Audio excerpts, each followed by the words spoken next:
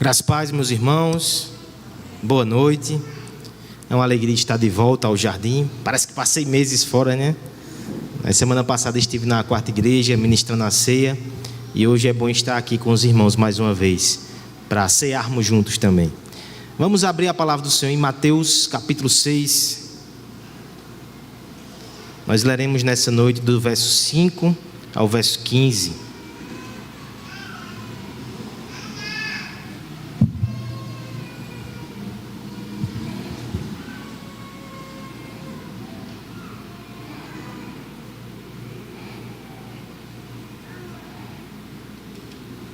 Mateus capítulo 6, dos versos 5 ao verso 15.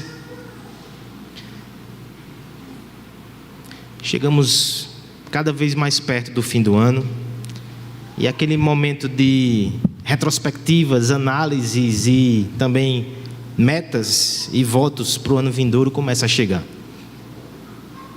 Será que entre as suas metas espirituais a oração está figurando? Quando você olha para o seu ano, como é que foi o seu ano diante de Deus? Eu não me refiro aqui somente à quantidade de oração, quanto tempo você gastou de joelhos na presença do Senhor. Eu me refiro até à qualidade da oração. Sim, existem variações nisso também. É exatamente sobre isso que o texto dessa noite vai falar aos nossos corações. Uma oração que agrada a Deus, como uma boa meta para o ano que vem. Eu convido você a ler o texto agora comigo. Mateus capítulo 6, a partir do verso 5, diz assim a palavra do Senhor: E quando orares, não sereis como os hipócritas, porque gostam de orar em pé nas sinagogas e no canto das praças, para serem vistos dos homens. Em verdade vos digo que eles já receberam a recompensa.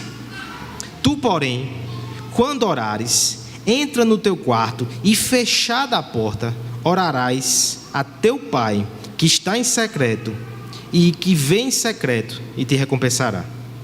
E orando, não useis de vãs repetições como os gentios, porque presumem que pelo seu muito falar serão ouvidos. Não vos assemelheis, pois, a eles, porque Deus, o vosso Pai, sabe do que tendes necessidade antes que lhe o peçais. Portanto, vós orareis assim: Pai nosso que estás nos céus, santificado seja o teu nome, venha o teu reino, faça-se a tua vontade, assim na terra como no céu. O pão nosso de cada dia dai-nos hoje, e perdoa as nossas dívidas, assim como nós temos perdoado aos nossos devedores. E não nos deixeis cair em tentação, mas livra-nos do mal. Pois teu é o reino, o poder e a glória para sempre. Amém. Porque se perdoardes aos homens as suas ofensas, também vosso Pai Celeste vos perdoará. Se, porém, não perdoares aos homens as suas ofensas, tampouco vosso Pai vos perdoará as vossas ofensas. Já que estamos falando sobre oração, eu te convido a fazer mais uma oração nesse momento, pedindo que Deus nos dê graça de entender a sua palavra nessa noite, no poder do Espírito Santo. Pai amado, muito obrigado, Senhor, pelo privilégio de estarmos aqui com o teu povo em adoração. E eu te peço, Pai, que nos dê o privilégio de ouvir a tua voz nessa noite. Instrua o nosso coração, nos comunica graça, Senhor, através desse momento de pregação. Por misericórdia, a começar de mim, tem misericórdia de mim, Senhor. Eu sei que eu não estou à altura das verdades desse texto, mas que o Senhor, por graça, fale ao teu povo nessa noite, para a tua glória, para a nossa alegria, nosso fortalecimento em Cristo. É no nome dele que nós oramos. Amém. No meio de 2016, lá estava eu, no primeiro ano de seminário, no segundo semestre, quando chegou aquela crise que muitos já haviam me dito, mas eu não havia crido. Eu nunca tive tanto contato com a Escritura como eu tive naqueles primeiros anos, naquele momento. Era de 7 horas da manhã, era a hora da aula no seminário, até 12:30. E depois, quando chegava em casa, descansava um pouco, almoçava de 2 horas até 10 horas da noite, diante do texto bíblico. Mas ao mesmo tempo eu comecei a ter uma crise, porque eu ia para aquele texto sagrado, maravilhoso, mas eu começava a encará-lo como instrumento de estudo, instrumento de trabalho. Nunca na minha vida eu estudei tanto a palavra, mas ao mesmo tempo a alma começou a ficar seca e árida. Pela providência de Deus, procurando ali na biblioteca do seminário, encontrei um livro que eu não conhecia, um chamado à reforma espiritual. E como aquele livro foi cuidado de Deus com a minha vida.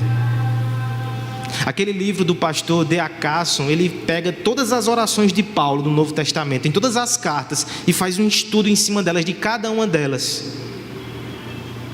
Comecei a ler aquele material toda manhã antes de ir para o seminário. E todas as vezes que eu li uma página, 2 ou 3, pouquinho, o Senhor me colocava de joelhos de novo. Como aquele livro, como aquelas orações do apóstolo foram importantes para pastorear o meu coração naquele momento. Eu trago isso à memória, irmãos, primeiro para um alerta.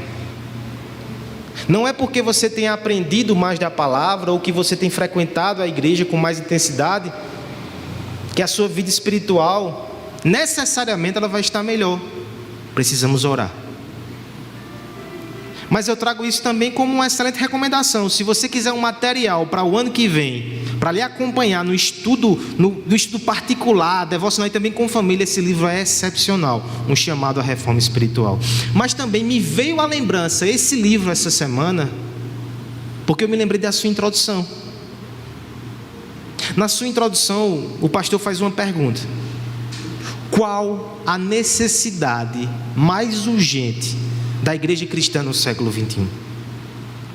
Pergunta forte, né? Qual a necessidade mais urgente da igreja cristã no século 21? Ele começa com a primeira hipótese: moralidade. Os níveis de moralidade na sociedade estão terríveis, e infelizmente às vezes dentro da igreja também. Então nós precisamos resgatar a moralidade cristã. Mas ele faz uma observação interessante. Ele diz: existem sociedades que o nível moral é elevadíssimo, mas não tem evangelho. Por exemplo, sociedades islâmicas.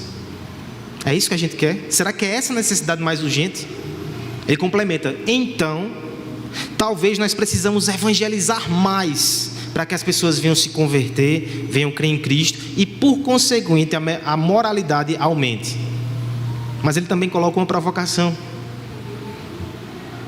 Tantas e tantas iniciativas evangelísticas têm sido feitas aí, mas muitas vezes sem conhecimento bíblico, e que o que nós temos são caricaturas do que é o cristianismo. Isso também não resolve. Moralidade, evangelismo, eles conhecimento bíblico. Precisamos de discipulado, precisamos de estudo, precisamos de pregação expositiva. Cássio vai dizer: de modo algum eu quero desmerecer isso, eu dedico minha vida a isso. Mas eu dedico minha vida a tempo suficiente para saber que nós temos muitas pessoas que são cheias de conhecimento, mas que são extremamente arrogantes. Nós precisamos sim de conhecimento, mas a ponta final da sua provocação é que nós precisamos de um conhecimento quebrantado e fervoroso, aquele tipo de conhecimento que nos coloca de joelhos. Nós precisamos conhecer o Deus vivo e verdadeiro em oração. Porque os irmãos do passado, eles nos legaram tantas histórias bonitas sobre fervor, sobre oração, sobre tempo na presença de Deus, e parece que no nosso tempo isso anda muito em baixa. Nós precisamos não só de moralidade, de evangelismo e de doutrina, nós precisamos de oração. Orar mais, orar melhor, segundo a palavra de Deus. Olha a conclusão desse pastor falando especialmente para nós, igreja reformada. Olha as palavras dele como são duras, mas necessárias. Em geral, nós somos melhores em organizar do que em agonizar na presença de Deus. Nós somos melhores em administrar do que em interceder. melhores na comunhão com os irmãos do que no jejum, melhores no entretenimento do que na adoração, melhores em articular do que depender, melhores, Deus nos ajude, até em pregar do que orar. Eu preciso orar mais nesse restinho de 2020, nesse restinho de 2021. Se você compartilha comigo dessa inquietação, desse desejo, vamos ao nosso texto. O Senhor Jesus nos mostra aqui a importância da oração, porque Ele elenca junto com dar e jejuar, o orar, como uma das 3 práticas que devem marcar a espiritualidade do cristão. Nós vimos aqui há 15 dias atrás, do verso 1 até o verso 4, dar. Do verso 5 ao verso 15, orar. E do verso 16 ao verso 18, jejuar. Essas 3 práticas são essenciais para a vida espiritual de um cristão. Mas você percebe outro detalhe interessante? Uma conta simples, uma matemática simples nos faz perceber que a oração assume um grau de importância gigantesco. Nós temos 10 versículos. O trecho que fala sobre doação é relativamente pequeno. O texto que fala sobre jejum é proporcional, mas oração, além de nós termos o dobro de recomendações, nós ainda temos um exemplo, uma ilustração de oração, que é o Sermão do Monte. Você consegue perceber nisso a importância desse tema? A centralidade da oração na saúde e na vitalidade da nossa vida espiritual? O modelo, irmão, já diz muito para nós. Existe sim uma forma correta e agradável a Deus de orar, mas também existe uma forma errada, uma forma equivocada que não o agrada, que não é produtivo para nós, que não fortalece o nosso coração em Cristo. Esse assunto é urgente, esse assunto é necessário. Vamos tratar nessa noite, irmãos, da oração que agrada a Deus. E com base nesse texto maravilhoso da palavra, nós veremos que ela tem pelo menos 3 características. Em primeiro lugar, do verso 5 e do verso 6, a oração que agrada a Deus é direcionada somente a Deus. Corre, Tainá, procurando para marcar aí. Primeira característica, ela é direcionada somente a Deus. Segunda característica da oração que agrada a Deus, ela é fundamentada na fé em Deus. E por fim, dos versos 9 a 15, nós veremos que a oração que agrada a Deus é orientada pela palavra de Deus. Ela é direcionada somente a Deus, é fundamentada na fé em Deus e é orientada pela palavra de Deus. Vamos então à primeira verdade desse texto. A oração que agrada a Deus é direcionada somente a Deus. Leamos todos juntos com a ajuda do recurso visual aqui, os versos 5 e o verso 6. Peço à igreja que me acompanhe nessa leitura e ao nosso irmão Luan, que joga aí na projeção. Verso 5: E quando orares,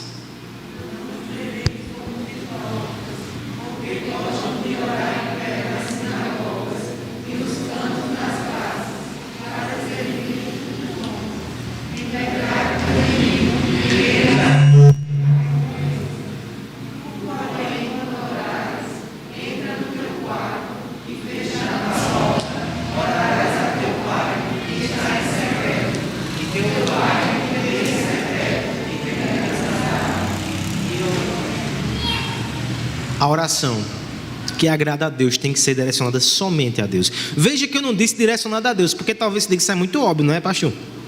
Se a oração não é direcionada a Deus, é direcionada a quem? Nós sabemos que tem tradições cristãs diversas que direcionam a oração a outros mediadores. Mas esse nem é o ponto que eu quero tratar com você aqui nessa noite. A sua oração, ela visa somente a Deus ou você faz várias apostas das suas necessidades? Ou você fica com o olho no peixe e o olho no gato? Há um poema de Cecília Meirelles chamado Amém, que fala sobre uma crise de inspiração da poetisa.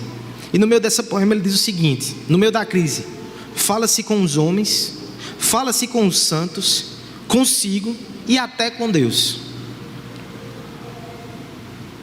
O que ela revela aqui é que muitas vezes nos momentos de inquietação a gente procura todo mundo, inclusive Deus. Procurar a Deus tem que ser a primeira atitude que nós temos e não o último recurso. Mais uma vez eu quero te chamar a atenção como essa é uma prática essencial. Tão essencial que Jesus, no verso 5, mais uma vez vai dizer: e quando orares. Você percebe que na mente do nosso mestre não há dúvidas que o cristão vai orar. Hoje de manhã temos irmãos aqui na quarta igreja, nós compartilhávamos sobre Atos 9. Qual é a primeira coisa que acontece com Paulo quando ele cai do cavalo e se converte na estrada para Damasco? Ele ora. Um pregador do passado dizia que a oração é o pulso da alma. Se há um novo coração, essa alma ora e busca o seu Senhor. Interessante que no judaísmo essa prática era bem forte. A semelhança de Daniel na cova dos leões, os fariseus, por exemplo, eles oravam religiosamente 3 vezes aos dias. E há um grande legado nas escrituras do Antigo Testamento sobre isso. Afinal de contas, nós temos um livro com orações, o livro de Salmos, o Saltério, o maior livro da Bíblia. Nós temos ali instruções, nós temos ali recomendações. E no Novo Testamento isso não fica atrás. Inclusive no Novo Testamento nós temos uma ampliação dessa comunhão, porque agora nós estamos unidos a Cristo e o Espírito Santo habita em nós e nos conecta ao nosso Deus. Oração é essencial. E eu digo mais, irmãos: qualquer tipo de religiosidade no mundo, se não tem oração, ela é uma farsa. Se eu falo aos homens sobre Deus e não falo com Deus sobre os homens, isso é uma farsa. Isso é hipocrisia. E veja que hipocrisia é o problema tratado aqui. Mas Cristo vai mais além. Nós não somos hipócritas somente quando falamos de Deus, pregamos sobre Deus, cantamos sobre Deus e não falamos com Deus, cantamos a Ele em oração. Até mesmo no ato de orar pode existir hipocrisia. Veja só que sério. Eu não sou hipócrita somente quando eu não oro. É hipócrita sim. Mas eu posso ser hipócrita orando. Olha o exemplo do texto. Quando orares, não sereis como os hipócritas. Eles gostam de orar em pé nas sinagogas e nos cantos das praças, para serem vistos pelos homens. Os fariseus, eles tinham alguns hábitos bem peculiares, né? Eles tinham horas para oração. Então, por exemplo, se dá a hora marcada de oração, parece muito o Islã, e ele não está na sinagoga, o que é que ele vai fazer? Estou conversando com o Fabrício ali na praça e de repente deu a hora. Ergo minhas mãos e começo. Não só isso. Até mesmo quando eles estão no caminho para o templo, às portas do templo, muitas vezes eles já começam a orar de braços levantados, com a voz alta, no caminho para a igreja, como se dissesse: eu não aguento esperar para chegar na igreja. O Senhor Jesus vai dizer: a grande questão aqui desses homens é que eles estão fazendo isso para serem vistos. Eles não estão preocupados com os ouvidos de Deus. Eles estão preocupados com os olhos dos homens. Se é isso que eles querem, eles terão a recompensa deles. Já pensou nisso, irmão? Se a nossa espiritualidade de algum modo é para parecer piedoso, para que os homens nos estimem, Deus olha e diz: é isso que você quer, só isso que você quer? Pois toma. Os homens terão opiniões elevadas sobre você, mas você vai perder a comunhão comigo. Você não vai receber a recompensa. E aqui, meus irmãos, a grande questão não é a oração pública, porque se você é mais atento e tem espírito crítico, talvez você diz: ou é, pastor? O presbítero Luiz estava orando aqui publicamente. É como alguém já disse: se Cristo estava falando aqui contra orações públicas, a igreja de Atos não entendeu direito não, porque eles oravam juntos em voz alta no culto. É elemento do culto a oração pública e é bom o povo de Deus orando junto. Isso não está errado. A grande questão aqui é uma questão de coração. Quem é o destinatário último da sua oração? Quem é que você deseja agradar? O Senhor ou os homens? Esse é o grande ponto distintivo. Porque se você ora para os homens e não em favor dos homens, isso também é uma farsa. Isso também não agrada a Deus. Talvez você sinta que precisa orar para prestar contas a alguém. Talvez essa palavra que eu estou te dando aqui te deixe constrangido. Senão eu tenho que orar. Mas o ponto não é os homens, não é a opinião do pastor sobre vocês, não é a opinião da esposa, do marido ou dos filhos. A grande questão é você e Deus. Você tem que entender que você tem necessidade de Deus, e que Deus se agrada quando você olha somente para Ele. Ele é o coadjuvante, Ele é o coadjuvante não, misericórdia, Ele é o protagonista da verdadeira oração. Os homens podem até passar por ela, mas são coadjuvantes.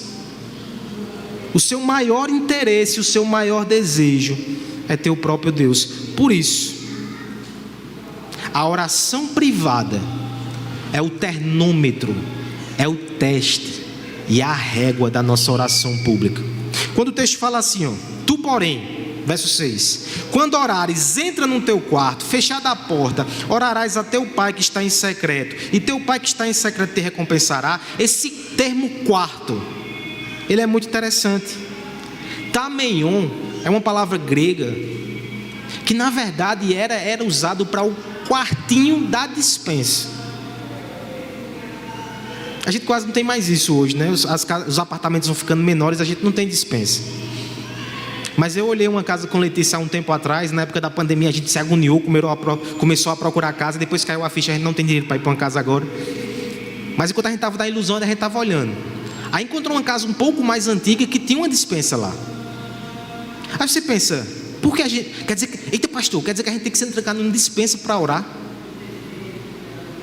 Talvez, né, que você vai olhar o arroz, aí lembra do preço do arroz, aí você vai orar com mais fervor. Ó Senhor, como está caro. É uma boa tática. Mas o ponto aqui, irmãos, é porque no contexto oriental as casas eram muito abertas. Até mesmo os quartos onde as pessoas dormiam, eles tinham janelas enormes, as pessoas passavam, as pessoas conversavam e vinham. A vida no Oriente é muito mais comunitária. Só existia um lugar da casa que era totalmente fechado. Tinha janela para canto nenhum. A despensa. Você está percebendo o que o texto está dizendo? Vá para o lugar mais fechado que você tiver. Evite que os outros vejam. Esconda-se em Cristo na oração.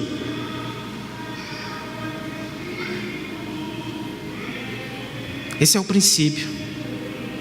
Porque se você se esforça para ficar escondido em Cristo, mesmo que as pessoas te vejam, e mesmo que a oração seja feita aqui na igreja, diante de todo mundo, Deus sabe que você é um adorador e você é um orador em secreto.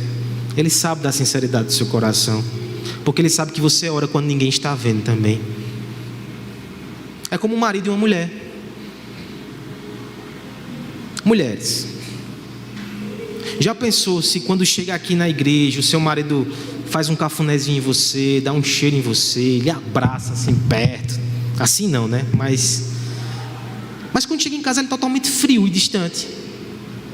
Agora quando vai dar uma volta com você, é o homem mais gentil e romântico. O ponto é, ele está querendo agradar a quem? Não é você. Ele está querendo passar a imagem para alguém. Esse é o mesmo princípio. A sua vida particular de oração, ela revela o seu coração, e não o que você faz aqui na frente dos outros. Meus irmãos, a gente precisa aprender a avaliar a espiritualidade da forma correta. Você sabia que há gigantes de oração aqui nessa igreja que você não percebe?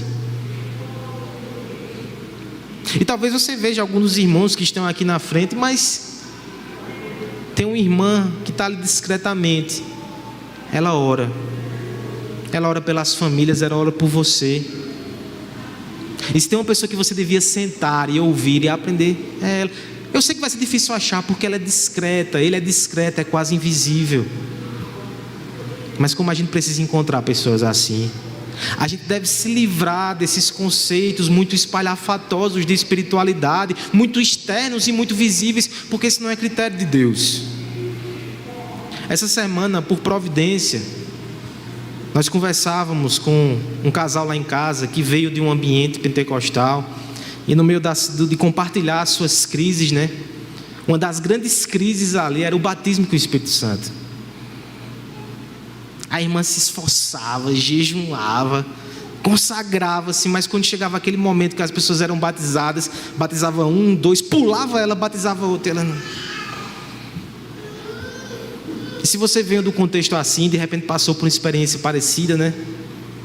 Nos sentimos até crentes de segunda classe. Mas essas réguas externas, irmãos, segundo o próprio Cristo, não devem ser usadas por nós.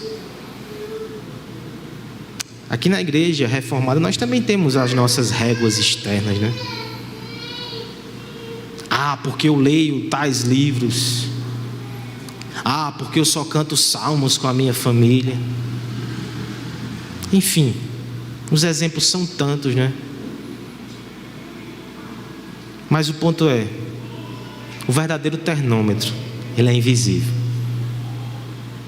A verdadeira espiritualidade, ela preocupa-se com Deus e não com os homens.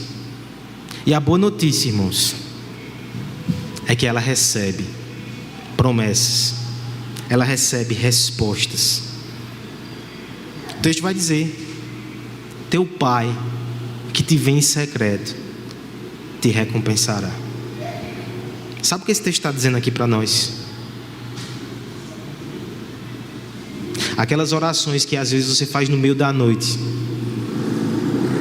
parece que ninguém está vendo, ninguém está ouvindo, Deus está. Essas recompensas muitas vezes são distribuídas para nós ao longo da nossa vida. Eu consigo imaginar o exemplo de Pablo e Jéssica, que oraram pela transferência. Deus deu. Mas eu sei que vocês têm experiências assim. Também digo mais: ainda que as orações elas não tenham a sua recompensa aqui, eu tenho certeza que quando você chegar no céu, o Senhor vai te chamar para perto dele. Ele vai conversar com você sobre todas as vezes que ele ouviu e que ele separou galardões para você pelas suas orações. Ore, irmãos. Ore a Deus. Ore mais. Ore melhor. Deixa eu te incentivar a orar. Por que nós nos preocupamos tanto com a opinião dos homens se nós podemos orar? Por que nós nos inquietamos com o que os homens pensam? Ou nós depositamos esperanças nos homens se nós podemos orar a Deus? Nenhuma mão é tão forte ao ponto de pegar as extremidades do universo e ter força para mover as engrenagens da existência. Somente o Senhor que criou os céus da terra. Se você tem necessidade, não recorra aos homens. Você tem uma audiência com Deus Todo-Poderoso. Ore. Nenhum coração é tão compassivo quanto aquele que foi transpassado por pecadores na cruz do Calvário. Se é de misericórdia e graça que você carece, os ouvidos do Eterno estão abertos para ouvir a nossa súplica. E nós lemos aqui: ele não rejeita o humilde e o quebrantado, ele nos socorre em oração. Nenhum outro ser no céu e da terra é tão glorioso, é tão admirável, é tão majestoso. Nada nesse universo é tão sublime, ninguém é tão encantador. Mas esse Deus maravilhoso e exaltado deleita-se no louvor do simples, nas orações singelas, nas orações sinceras. Adore-o e exalte-o em oração. A oração verdadeira, a oração que agrada a Deus, é direcionada a Ele porque está encantada com Deus. Confia em Deus, depende de Deus. Se você está aqui nessa noite ou nos acompanha na internet e não ora, porque ainda não tem comunhão com Deus, eu te convido hoje a fazer uma oração secreta. Eu não vou nem te chamar aqui na frente agora não, mas no secreto, aqui ou do teu quarto, você pode e você deve entregar a sua vida a Jesus Cristo hoje. E essa oração tão simples, que talvez seja ignorada pelo mundo, vai provocar uma festa no céu. Porque um pecador se arrependeu e se entregou a Jesus. A oração que agrada a Deus, em primeiro lugar, irmãos, ela é direcionada somente a Deus. Mas o texto nos diz mais. A oração que agrada a Deus é também fundamentada na fé em Deus. Vamos ler os versos 7 a 9 agora. Peço a ajuda da igreja e o nosso irmão aí na projeção também. Peço que alguém me ajude com água também. Verso 7. E orando,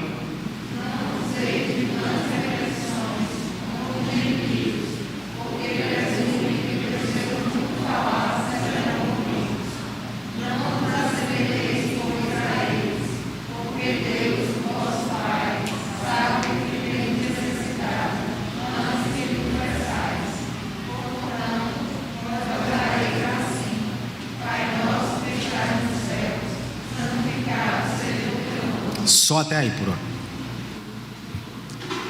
Um outro poeta, T.S. Eliot, disse o seguinte certa vez: temos conhecimento de fala, mas não de silêncio. Temos conhecimento das palavras, mas ignorância da palavra.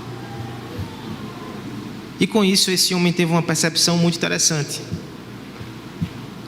O muito falar, as muitas palavras, não necessariamente significam conhecimento. Existe uma sabedoria no silêncio e nas poucas palavras. Isso é uma verdade também na oração. Eu não quero que você saia daqui tentado a fazer orações extensas só pela quantidade de palavras e pelo volume de tempo que você vai despendiar nisso. A grande questão não é a quantidade. A grande questão são as palavras e o que está por trás delas. É exatamente nesse ponto que Cristo vai trocar agora. Porque no que diz respeito à oração, ele combate em duas frentes. Ele combate os fariseus com a sua tradição, com a sua hipocrisia. Esse era um problema muito sério dessa tradição religiosa. Mas ele agora também volta-se para os gentios e diz: olha, mas não pense que o que o pessoal faz aí fora está certo também não. E o que é que os gentios fazem? Jesus vai recriminar aqui a manipulação, ou o desejo de manipular através da oração. Entenda, o que ele condena não é a repetição, certo? Em Lucas capítulo 18, nós temos inclusive uma parábola que nos incentiva a orar repetidamente ao Senhor. A viúva que importuna o juiz. É Deus dizendo: ore, ore, ore muito, irmão. Não tem problema de repetir orações diante de Deus, não. Paulo fez isso e Cristo também. Mas o texto vai falar sobre vãs repetições. Há uma discussão muito séria sobre o que significa essa palavra, porque ela é muito rara no grego. Mas uma possibilidade de traduzi-la que nos ajuda a entender é tagarelice. É você falar, de forma vã, sem sentido. E a explicação de Cristo é a melhor. Ele vai dizer assim: orando, não useis de vãs repetições, como os gentios, porque presumem que pelo seu muito falar serão ouvidos. Qual é o princípio aqui? Eles entendem que se repetirem esse ritual, se repetirem essas palavras, no fim, eles conseguirão manipular a Deus para fazer aquilo que eles querem. Aqui eu quero chamar a sua atenção para uma coisa muito séria.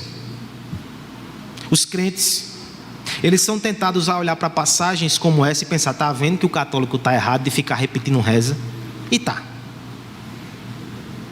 Mas o problema não é só a repetição não, irmãos. O texto vai mais profundo e vai na manipulação. Será que nós, os crentes, também não incorremos nesse erro quando oramos sem entendimento, ou então com o entendimento errado, querendo manipular Deus? Será que na tua oração você pensa que você vai cumprir os seus rituais para convencer a Deus de te fazer um bem? Será que é isso que você acha que é oração? Você percebe o que está por trás disso? Um Deus que é no mínimo indiferente, ou até mau, que não quer fazer o bem, mas você o importuna e consegue convencê-lo pela insistência e pelo cansaço. Você vai: nossa pastor, que sério. Mas não sei o que estou dizendo isso não, irmãos. É a própria resposta de Jesus que vai dizer que esse tipo de oração, ele não entende direito quem é Deus. Olha o que ele vai dizer como resposta no verso 8. não vos assemelheis a eles. Não façam isso, não procedam assim. Porque Deus, olha a qualificação, o vosso Pai sabe do que vocês têm necessidade antes que vocês peçam. Vocês estão esquecendo que Deus é Pai, que Deus sabe o que vocês precisam, que Deus já está inclinado a fazer o bem a vocês. A oração não é para manipulá-lo. A oração é relacionamento. É porque você tem comunhão com Ele, você confia nele. Inclusive a oração não é para dizer nada novo que Deus já não saiba. Ontem à noite, Letícia e Aslan não estavam. Sábado à noite eu fui estudar. Fazer o quê, Aí fui para as institutas. Até compartilhei com os irmãos um dado muito interessante. O maior capítulo das institutas da religião cristã, de João Calvino, não é sobre predestinação. Não é. O maior capítulo, quase 90 páginas, é sobre oração. Muito edificante. E uma das questões que ele levanta é a seguinte: por que a gente ora se Deus já sabe todas as coisas? E se Ele é soberano? A gente não ora para convencer a Deus. A gente não ora para informar a Deus. A gente ora para preparar o nosso coração para receber a bênção de Deus. Quando eu oro, o meu espírito é agora que está sendo preparado para depender e para agradecer quando Deus se mover em minha direção. Ele já me abençoaria, mas Ele coloca a oração inclusive para abençoar o meu coração, para que eu receba aquela dádiva da forma correta, em piedade, em alegria, em adoração ao Senhor. Eu não oro para mudar o coração de Deus, eu oro para preparar o meu coração para aquilo que Deus tem para mim. Eu me lembro também de C.S. Lewis no livro Cartas a Malcolm. Olha, se você quer ler sobre oração, eu vou lhe recomendar uns 5 livros para que você em 2021 faça isso. Ore e leia. Cartas a Malcolm, C.S. Lewis, ele tem uma ideia muito interessante sobre isso. Ele diz: olha, muitas vezes parece que nossas orações, o que a gente faz é só comunicar o que Deus já sabe. A gente pede o que Ele sabe que a gente precisa. A gente confessa os pecados que Ele sabe que a gente cometeu. Qual é o sentido disso então? O sentido é que quando eu oro eu me torno ativo. Eu não sou um objeto que recebe as coisas da vida, que recebe as casualidades. Agora eu participo de forma ativa desse processo. Eu estou interagindo com Deus. Eu não simplesmente peco, eu confesso diante do Senhor, e ali eu estou revelando um coração quebrantado. Eu coloco minhas necessidades diante de Deus, e ali eu estou mostrando que eu sou dependente, que eu preciso do Senhor e que eu confio no Senhor porque Ele é meu Pai. Essa é a nossa confiança, Ele é o nosso Pai. Por isso, irmãos, nós lemos o verso 9. A oração que o Senhor ensina começa como? Pai nosso que estás no céu. Você ora ao seu Pai. Você pede ao seu Pai o que você precisa. Isso faz toda a diferença, não? Você não está pedindo ao desconhecido. Você não está implorando ao indiferente. Você está pedindo ao Pai que está nos céus. Essa fé agrada a Deus. Nós precisamos cultivar isso. Porque o rebelde, ele foge para longe porque ele não confia em Deus. Não é isso que os rebeldes fazem aí fora. Eles preferem viver a sua vida porque eles não acreditam que Deus é bom e que seguir a palavra é bom. Eles vão entregar a sua vida aos seus pecados. Eles são rebeldes. Mas não se engane, o religioso também não confia em Deus, porque ele tenta manipular Deus através da sua oração e dos seus atos de impiedade. Por favor, irmão, se você está aqui fazendo rituais para tentar apaziguar ou tentar convencer Deus a fazer bem, você ainda está numa situação complicadíssima espiritualmente. Você ainda não conhece Ele como Pai, ou está se esquecendo disso. Você precisa lembrar que Ele é o seu Pai. Abandone a rebeldia e abandone essa religiosidade temerosa. Erga a voz como filho, que apresenta as necessidades em oração, com humildade, mas também com muita confiança, com muita fé e com muita esperança. É o nosso Pai que nos ouve. Aquele que está em Cristo não está sozinho nesse mundo. Ele conhece Deus como seu Pai, um Pai que é bondoso, fiel e atencioso. E na oração, nós atestamos se cremos ou não nisso. Você tem recebido boa doutrina aqui? Espero que sim. Você tem recebido o Evangelho aqui semanalmente? Nos esforçamos para isso. Mas se você não tem orado ao seu Pai que está nos céus, talvez esse conhecimento não chegou aqui, ou se chegou aqui, não desceu para aqui. Quanto mais doutrina, quanto mais Evangelho você recebe, mais você deve orar, mais você deve pedir ao Senhor e colocar diante dele as suas necessidades. E mais uma vez eu lhe conclamo: se você está aqui nessa noite e sua vida é marcada pelo medo de Deus, ou pela ansiedade por se sentir sozinho nesse mundo que você tenta preencher com religiosidade, Cristo morreu para que você seja adotado na família de Deus. Você não precisa estar sozinho nesse mundo. Você pode se entregar a Jesus Cristo e você pode ter um acesso direto ao Pai. Deixe aqui o medo, deixe aqui a ansiedade. Abrace o Evangelho. E essa fé, que ela te faça orar ao Pai, Pai nosso que estás no céu. A oração que agrada a Deus, irmãos, ela é direcionada somente a Deus. Ela é fundamentada na fé em Deus, o nosso Pai. E por fim, o texto ainda nos instrui que a oração que agrada a Deus é orientada pela palavra de Deus. Leamos agora essa oração tão conhecida do Pai Nosso. Não vou pedir que você recite não, vai que você se atrapalha, mas leia, verso 9. Portanto, vós orareis assim. Ao comer na mesa, Luan.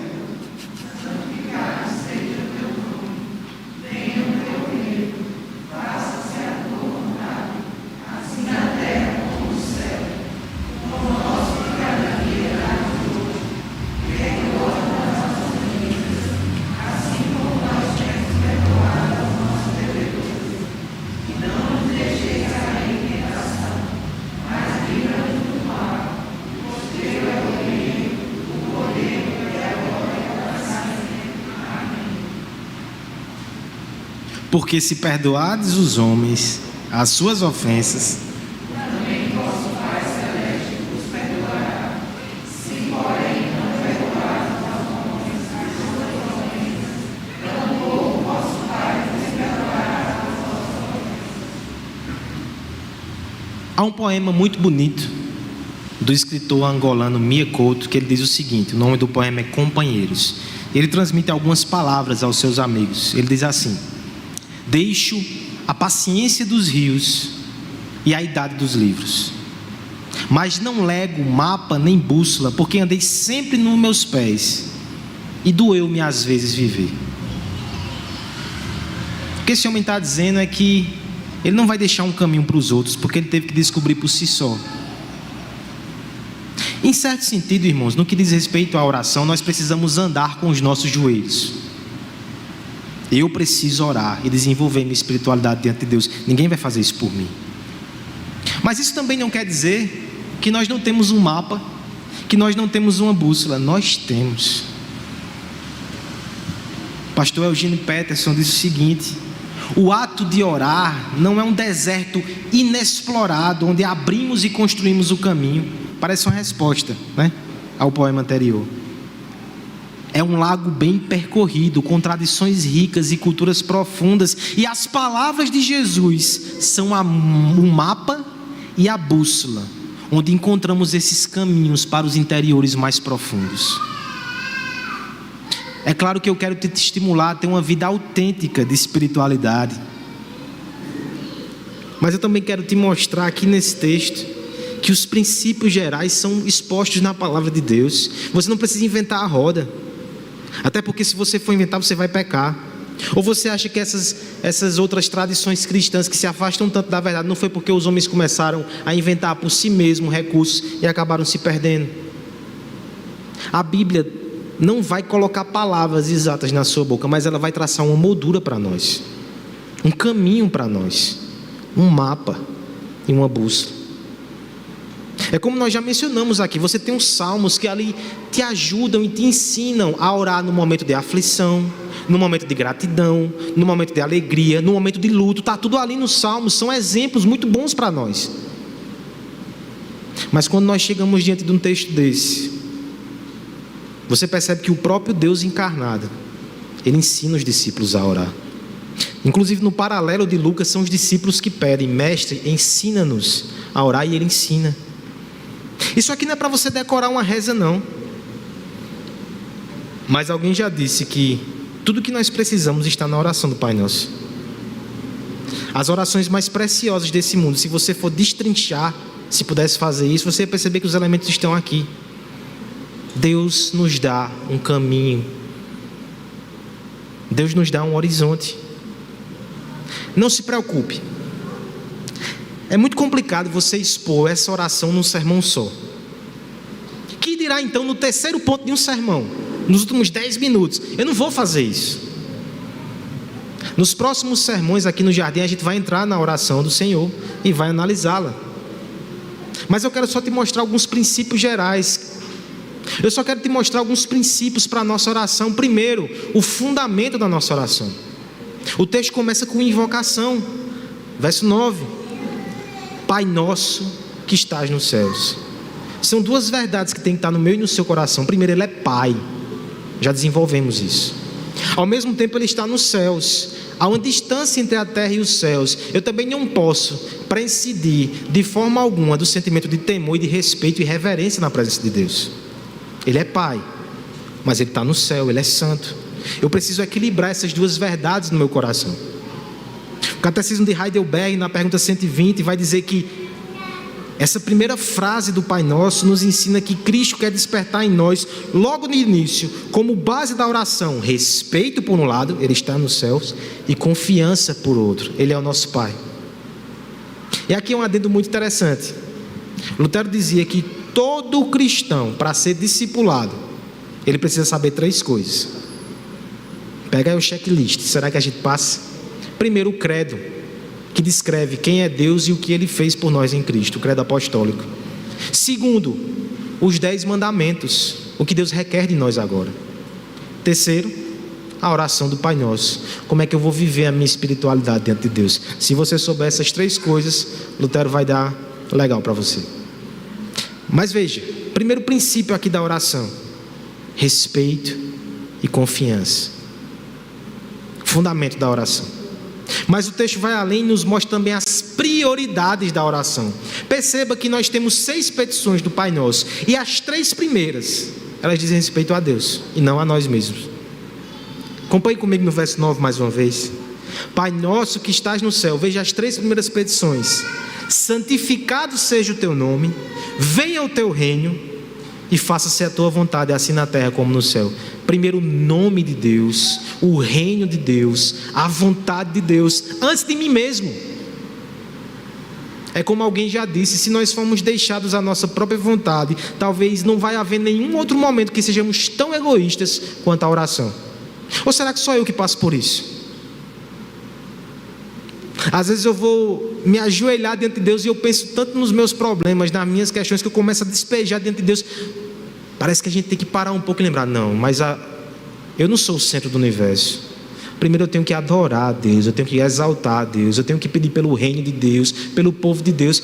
Depois, tem as necessidades aqui, mas depois.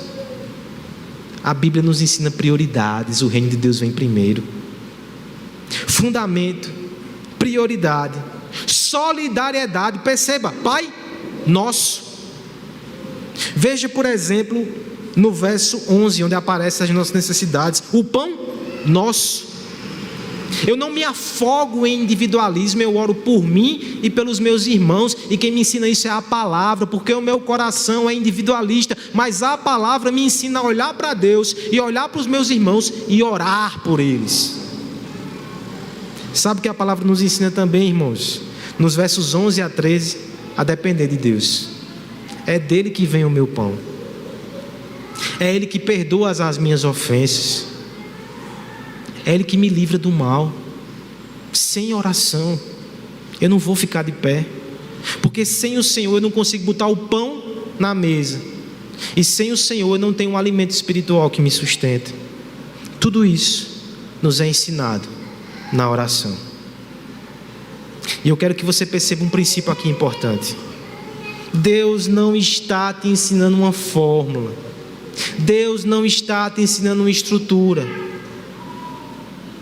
Ele está ensinando um coração que você deve ter. Nos preparamos não pela estrutura das nossas orações. Nos preparamos com o nosso coração. E nos preparamos pela palavra. Eu sei que oração é uma conversa. Mas é uma conversa direcionada. Sabe quando você vai conversar com o seu pai, você tem algumas angústias, e você começa a falar, mas ele começa a fazer algumas perguntas, algumas colocações, e é informal, é familiar, é espontâneo, mas ao mesmo tempo é guiado, porque ele está lhe direcionando, você precisa disso. Semelhante à conversa com um psicólogo ou um aconselhamento pastoral. Existe um espaço ali de intimidade, mas também existe uma direção. A palavra faz isso conosco e nos ensina a agir assim. É como se Deus dissesse assim, J.I. Packer, ele vai dar esse exemplo. Você vem conversar com Deus e diz: calma, filho. Antes de tudo, o que eu sou para você? Pai nosso que estás no céu. Calma, filho. Antes de tudo, o que é mais importante na sua vida? O meu nome ser santificado. O meu reino vir à terra. A minha vontade ser feita na sua vida. E como é que você consegue essas coisas, filho? É o pão, é a graça que te sustenta, é o perdão dos pecados. Na oração, Deus vai redirecionando o nosso coração, ressignificando as nossas experiências. É por isso que a gente não pode separar a oração de palavra. A oração direcionada pela palavra, ela agrada a Deus. Aquele que aprende mais sobre Deus, ora melhor, ou deve orar melhor. Não aceite, irmãos, a dicotomia de que não tem a igreja que é a igreja de oração. Aqui os presbiterianos são a igreja de palavra. Misericórdia, isso é uma heresia. A gente tem que ser o povo da oração. Porque o que é que essa doutrina está fazendo se não me coloca de joelhos? Qual a serventia, desculpa, irmã, deu um susto. Qual a serventia de uma oração que não rasga o coração? Qual a serventia de uma doutrina que não me faz depender mais de Deus, que não me faz amar mais Jesus Cristo? Nós não queremos essa doutrina aqui. Que você aprenda da palavra, que você ore mais, que você ore melhor, que nós façamos orações que agradam a Deus. Orações que são direcionadas somente a Deus, que são fundamentadas na fé em Deus, que é o nosso Pai, e que são direcionadas pela sua palavra. Se você deseja isso, eu te convido nessa noite a estar aqui nos próximos domingos. Com a graça de Deus, nós vamos mergulhar na oração que o Pai nos ensinou. E eu quero com vocês aprender a orar mais e melhor, para que no ano de 2021, como indivíduos, como famílias e como igreja, nós sejamos o povo, não só da doutrina, mas da oração. Vamos orar. Vamos colocar esse pedido e esse desejo diante do Senhor. Gostaria de, nesse momento, já convidar os irmãos da música e também o presbítero, porque logo em seguida nós também iremos participar desse sacramento que é a mesa do Senhor. Curve sua cabeça. Pai amado, nós te louvamos e nós te agradecemos, porque a tua palavra, Senhor, ela nos instrui. Nós não estamos sozinhos no deserto tendo que descobrir um caminho. O Senhor nos guia pela tua palavra. O Senhor nos ensina como orar melhor, Pai. Eu te peço que o Senhor nos ajude, todos nós, a ter uma vida mais fervorosa diante de Ti, Senhor. Que a doutrina correta produza orações corretas. Que a gente não tenha só a cabeça ortodoxa, que a gente tenha um coração em chamas e os joelhos dobrados, Senhor. Nos dá, Senhor, uma igreja que ora mais para a Tua glória, para a nossa alegria também, Pai. Em nome de Jesus.